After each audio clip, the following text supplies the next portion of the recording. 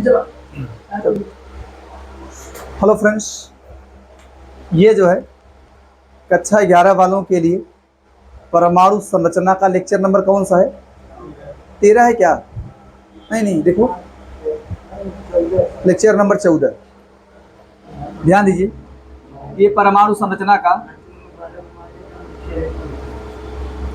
Lecture number 14 है। परमाणु संरचना का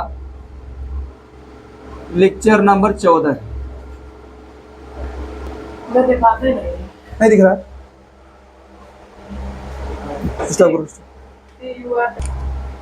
हो गया ना? ये परमाणु संरचना का लेक्चर नंबर 14 है। अच्छा, लेक्चर नंबर 13 में मैंने क्या पढ़ाया था आपको? लेक्चर नंबर 13 में आपने बहुत सारे प्रश्न सॉल्व किए हैं, ठीक है। लेक्चर नंबर 14 में आपको सबसे पहले स्टार्टिंग में ही पढ़ाया जाएगा किसके भाई? विद्युत चुंबकीय विकिरण की द्वैत प्रकृति। आपने शुरू में ही पॉइंट किया था कि आपको जो है बोर के परमाणु मॉडल के विकास की पृष्ठभूमि में आपने खुद लिखा था कि आपको पढ़ना है क्या? विद्युत चुंबकीय विकिरण के द्वैत प्रकृति के बारे में। कि विद्युत चुंबकीय विकिरण की प्रकृति दो होती है, एक कण वाली प्रकृति होती है, एक तरंग वाली प्रकृति होती है। दोनों को आप पढ़ेंगे। उसके बाद आपने स्पष्ट किया था कि आपको पढ़ना है विद्युत चुंबकीय स्पेक्ट्रम के बारे में। किसके बारे में पढ़ना है? विद्युत चुंबकीय स्पेक्ट्रम। हाँ, इन्हीं दोनों के बारे में पढ़ना है। कब? बोर के परमाणु मॉडल के पृष्ठभूमि में, परमाणु मॉडल के विकास की पृष्ठभूमि में। तो आपने ध्यान दो, आपने ये पढ़ लिया है कि इधर देखो, आपने ये पढ़ा है कि विद्युत चुंबकीय विकिरण की जो तरंग प्रकृति है उसकी व्याख्या मैक्सवेल ने की है।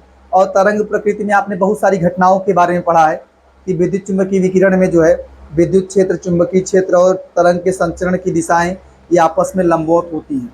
ये सब घटनाएं पढ़ा है। आपने पढ़ा क्या है? तरंग दैर्ध्य के बारे में आया और आवृत्ति के बारे में पढ़ा है, तरंग संख्या के बारे में पढ़ा है आपने, ये सब पढ़ा है। और उस पर आधारित क्वेश्चन सॉल्व किए। उसको पढ़ने के बाद आपने पढ़ा है प्लांक का क्वांटम सिद्धांत। प्लांक ने क्या बताया कि जो एनर्जी है छोटे छोटे पैकेट के रूप में चलती हैं, जिन्हें क्वांटा कहा जाता है। अगर वह एनर्जी प्रकाश होती है, प्रकाश एनर्जी हो, तो उसे जो है उस पैकेट ऑफ एनर्जी को क्या कहा जाएगा? फोटॉन। प्रकाश भी छोटे छोटे पैकेट के रूप में चलता है, लेकिन उन छोटे छोटे पैकेट को आप क्या बोलेंगे? फोटॉन। और प्रत्येक फोटॉन की जो एनर्जी होती है वो h के क्या होती है? बराबर। कुछ फैक्ट बातें आपने पढ़ा हुआ है। इसके बाद ध्यान दें, आपने इसके बाद पढ़ा है कि प्रकाश विद्युत प्रभाव के बारे में। प्रकाश विद्युत प्रभाव जो है उसी मतलब प्लांक के क्वांटम सिद्धांत के आधार पर ही दिया गया है। प्रकाश विद्युत प्रभाव जो है प्लांक के क्वांटम सिद्धांत पर ही दिया गया है। इसमें क्या बताया गया है कि जब किसी धातु की सतह पर कुछ निश्चित आवृत्ति या ऊर्जा वाले इलेक्ट्रॉन गिरते हैं तो वहां से इलेक्ट्रॉन का निष्कासन होता है और इलेक्ट्रॉन के निष्कासन से विद्युत धारा का प्रवाह होता है। इस संपूर्ण घटना को क्या कहा जाता है? प्रकाश विद्युत प्रभाव। प्रकाश विद्युत प्रभाव। तो ध्यान दें आप, देखो ये थोड़ा समझें आप लोग कि जब कोई फोटॉन गति करता है, अर्थात लाइट गति करती है। लाइट एक प्रकार की क्या है? विद्युत चुंबकीय विकिरण। आपको बताया जा चुका है कि प्रकाश क्या है? एक प्रकार की विद्युत चुंबकीय विकिरण है। जब प्रकाश गति करती है, अर्थात फोटॉन गति करता है, तो वो ऐसे गति करता है, तरंगों के रूप में ऐसे गति करता है फोटॉन। ठीक है, तो अगर ऐसे गति करता है तो कौन सी प्रकृति है? एक तरंग प्रकृति है। प्रकाश एक प्रकार का विद्युत चुंबकीय विकिरण है। तो आप बोल सकते हैं कि जब फोटॉन गति करता है तो वो विद्युत चुंबकीय विकिरण के तरंग प्रकृति को दिखाता है। लेकिन जब फोटॉन किसी धातु की सतह को हिट करता है, वहां से इलेक्ट्रॉन निकालता है, तो ये कौन सा प्रकृति है? कण का, कि उसको अफेक्ट कर रहा है, प्रभावित कर रहा है। जब फोटॉन धातु की सतह को हिट करता है और वहां से इलेक्ट्रॉन को निकालता है, तो वहां कौन सा नेचर दिखाता है? कण का नेचर दिखाता है। तो यही तो पढ़ रहा है आपने, यही तो पढ़ना था आपको कि जो विद्युत चुंबकीय विकिरण है या प्रकाश है, इसकी दो नेचर होती है। कौन कौन सी नेचर होती हैं? एक कण वाली नेचर होती है और एक तरंग वाली नेचर।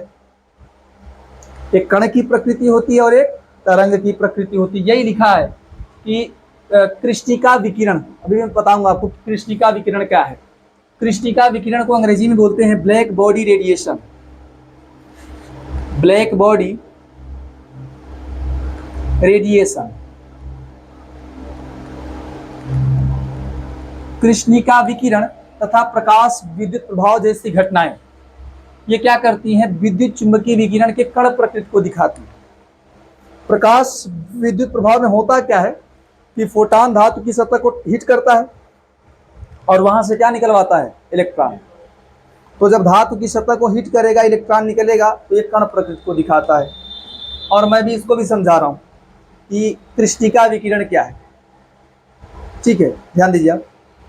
और क्या है देखो, जबकि विवर्तन और व्यतिकरण, ये घटनाएं में आप इन घटनाओं के बारे में आप फिजिक्स में पढ़ेंगे। विवर्तन, व्यतिकरण, ये सब घटनाएं जो है विद्युत चुंबकीय विकिरण के कौन सी प्रकृति को दिखाती हैं, तरंग प्रकृति को दिखाती है। प्रकाश में ही नेचर होता है, प्रकाश इसको दिखाता है ना, विवर्तन होता है प्रकाश में और व्यतिकरण होता है। इन दोनों को समझेंगे आप, ठीक है। अच्छा देखो ध्यान से, मैं बात कर रहा हूं कि आपका जो है कृष्णिका विकिरण क्या है, या आदर्श कृष्णिका विकिरण भी कह सकते हैं। कृष्णिका विकिरण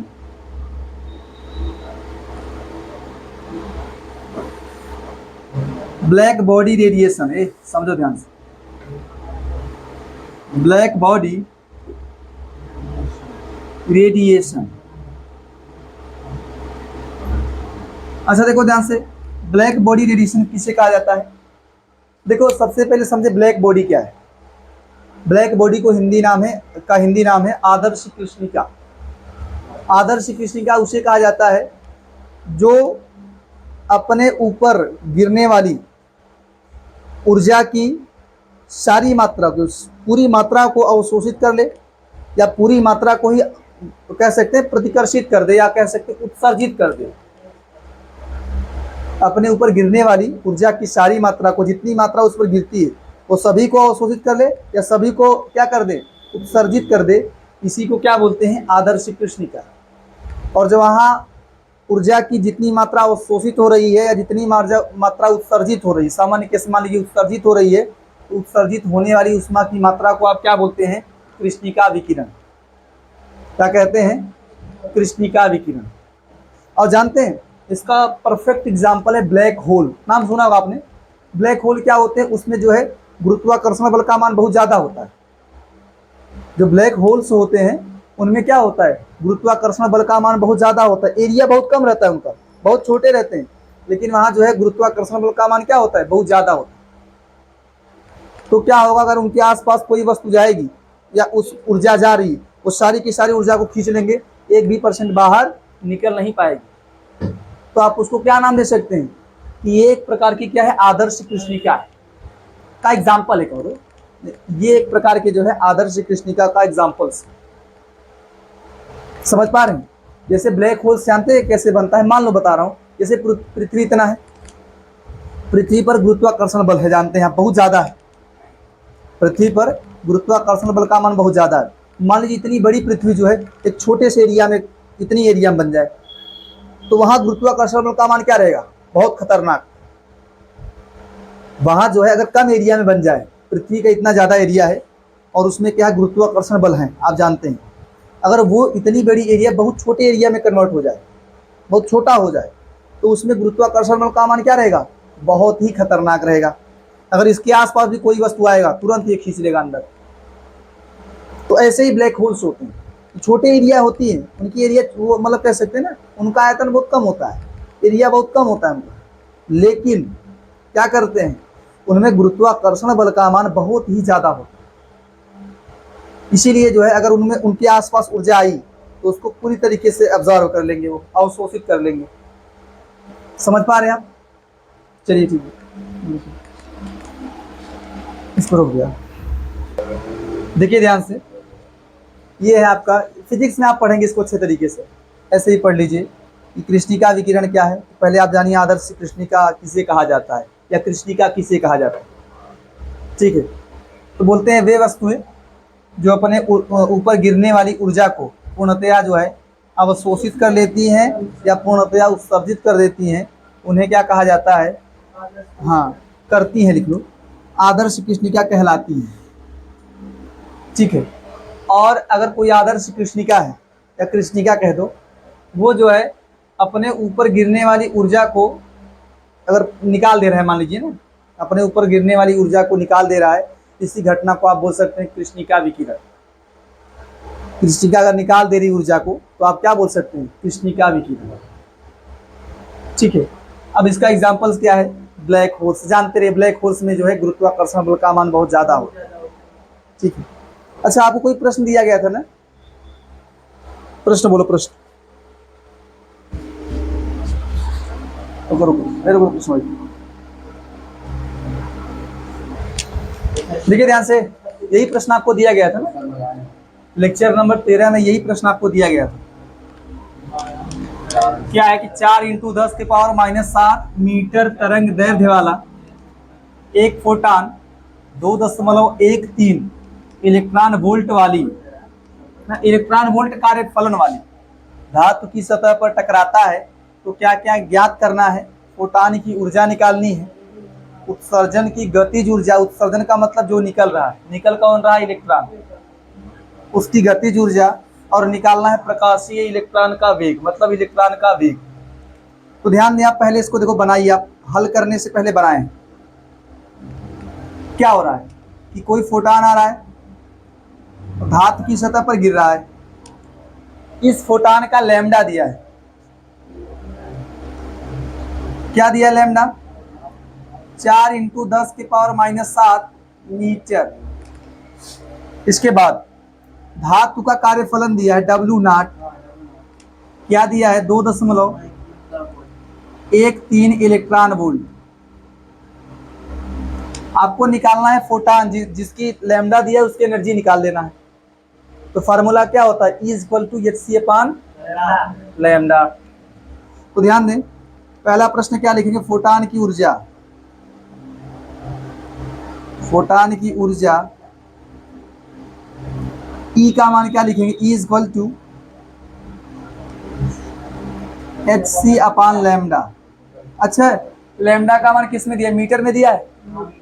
तो आप सुनो, पहले आपको मैं तरीका बताऊं, आप इसको आसान तरीके में देखो। hc का मान आपको मालूम होता है 1240 इलेक्ट्रॉन वोल्ट। सुन लो पहले, hc का मान होता है 1240 इलेक्ट्रॉन वोल्ट बटा लैम्डा। अगर लैम्डा nm में हो, नैनोमीटर में हो, तो आप 1240 रख सकते हैं, 1240 रख सकते हैं। तो आप इसी वैल्यू को चेंज कर दो नैनोमीटर। नैनोमीटर का मतलब जानते हैं कितना होगा? 10⁻⁹ मीटर। तो 10⁻⁹ मीटर में कन्वर्ट करना अगर आपको हो ना, तो जानते आप दो, हाँ यहाँ लाइए, आप इसको कर लीजिए 0 पॉइंट, रुको, इधर ला, रुको, ऐसे लिख सकते हैं आप। दशमलव इधर जाएगा तो प्लस में बढ़ेगा, आप मतलब 100 से भाग दे दीजिए तो 10⁻⁻2 हो जाएगा, 10⁻⁻2। लेकिन ऐसा नहीं, रुको ध्यान से, आप इसको ऐसा लिखिए, 400 लिखो, 10⁻⁹ मीटर, -9 मीटर होगा, इसको लिख सकते हैं 400 नैनोमीटर। समझ नहीं पाए क्या आप? देखो, जैसे अगर आपने ऐसा करो, 2 जीरो बढ़ा लो, 2 जीरो अगर बढ़ा, इधर दशमलव, देखो दशमलव यहाँ लगा हुआ है, अगर 2 जीरो बढ़ाएंगे तो यहाँ जो है 2 बढ़ेगा। राइट हैंड देखो, मैंने बताया था यार कि दशमलव अगर अपने प्रारंभिक पोजीशन से राइट की तरफ जाता है तो माइनस वाला वैल्यू बढ़ता है, या माइनस वाला वैल्यू ना बढ़ा के आप जितना स्थान गया है, जैसे मान लो 2 स्थान आपने भेजा है ना, इसको 400 करो, चलो तो 2 स्थान लेके जाएंगे ना, तो नीचे उतने से गुणा कर दीजिए। आप कितने से गुणा करेंगे? 100 से, और 10⁻⁷ मीटर रहेगा। 2 जीरो आप ले गए हैं, देखो 2 स्थान पे लेके गए हैं, ठीक है, आप इसको ले जाओ ऊपर, क्या हो जाएगा? यही तो होगा, 10⁻⁹ मीटर हो जाएगा। हाँ, तो लिखेंगे 400 × 10⁻⁹ मीटर, या आप इसको कह लो क्या सीधा 400 नैनोमीटर, 400 नैनोमीटर। तो आप वैल्यू को चेंज कर लिया करो। अगर एंगस्ट्रॉम में ना दिया हो, नैनोमीटर में ना दिया हो तो चेंज कर लिया करो। चाहे एंगस्ट्रॉम में चेंज कर लो, चाहे नैनोमीटर में चेंज कर लो। अभी आपको लैम्डा का मान किस में दिया है? नैनोमीटर में। सीधा मान रखिए आप 1240 इलेक्ट्रॉन वोल्ट। एंगस्ट्रॉम के लिए 12400 होता है, ठीक है। तो यह लिखे क्या? 400, जीरो से कटा दीजिए आप, 40 क्या मिलेगा? 40 या 120, फिर क्या आएगा? दशमलव बढ़ाएंगे 40 हो जाएगा, 40 से का 40, 3.1 इलेक्ट्रॉन वोल्ट। समझ पा रहे हैं आप? 3.1 इलेक्ट्रॉन वोल्ट। और उसने कहा भी इलेक्ट्रॉन वोल्ट में बताना है। देखो अगला क्या बोला है? अगला बोला है उत्सर्जन की गतिज ऊर्जा। क्या निकालना है? उत्सर्जन की, मतलब जो इलेक्ट्रॉन निकल रहा है उसकी गतिज ऊर्जा बतानी है। तो फार्मूला क्या होता है? देखो आपको फार्मूला होता है, और दिया क्या दिया है? देखो W0 दिया है ना। आप देखो फार्मूला होता है उत्सर्जन, लिख लो पहले से, या ऐसा लिखो इलेक्ट्रॉन की गतिज ऊर्जा। ए नालायकों, इधर देखो क्या लिखेंगे आप? गतिज ऊर्जा। आप ऐसा लिखो E इक्वल टू, ये जानते हैं E equal to W0 plus के। आप इसको लिख लो के बराबर E minus W0। E minus E का मान दिया है 3.1 इलेक्ट्रॉन वोल्ट, माइनस इसका क्या दिया है? 2.13। घटाइए फटाफट, 3.1 में से 2.13 घटाएंगे। घटा लो चलो। तो 3.1 और 2.13 कितना? 7 आएगा यहाँ। हाँ 0.97 ये मिल गया। अभी आपको निकालना है इलेक्ट्रॉन का वेग। क्या निकालना है? इलेक्ट्रॉन का वेग।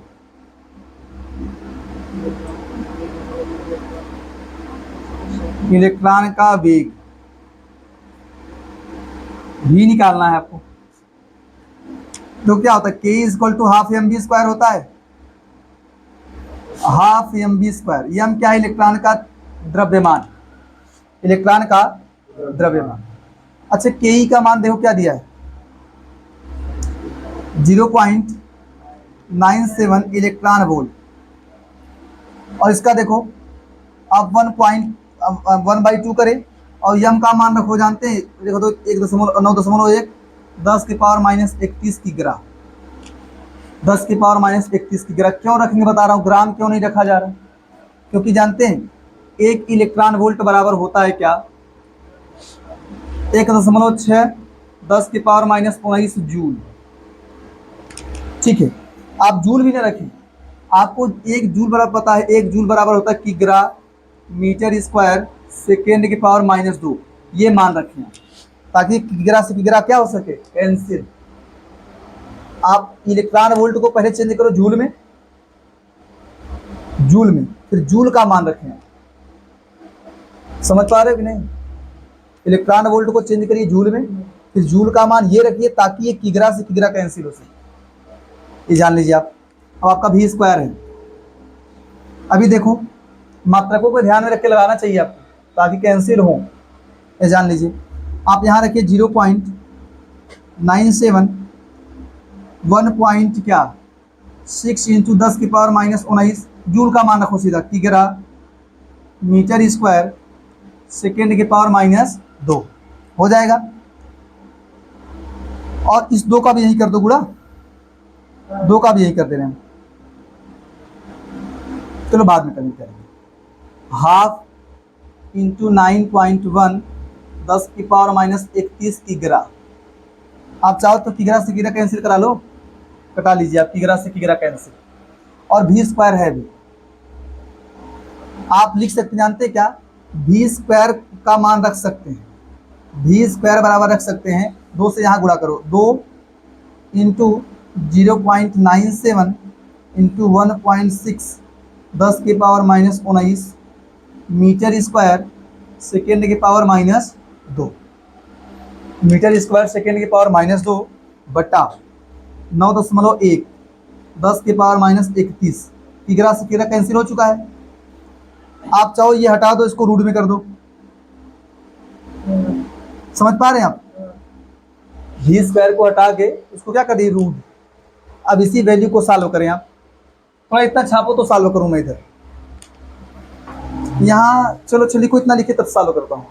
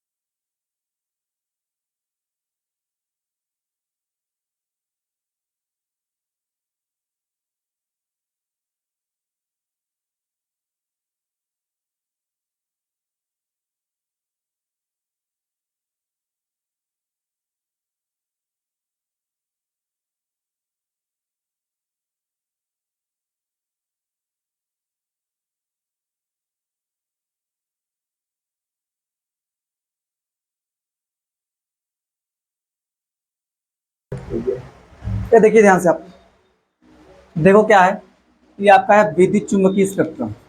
विद्युत चुम्बकीय स्पेक्ट्रम में इतने देखो विद्युत चुम्बकीय स्पेक्ट्रम में इतनी तरंगों के बारे में पढ़ते हैं आप, इतनी किरणों के बारे में पढ़ते हैं।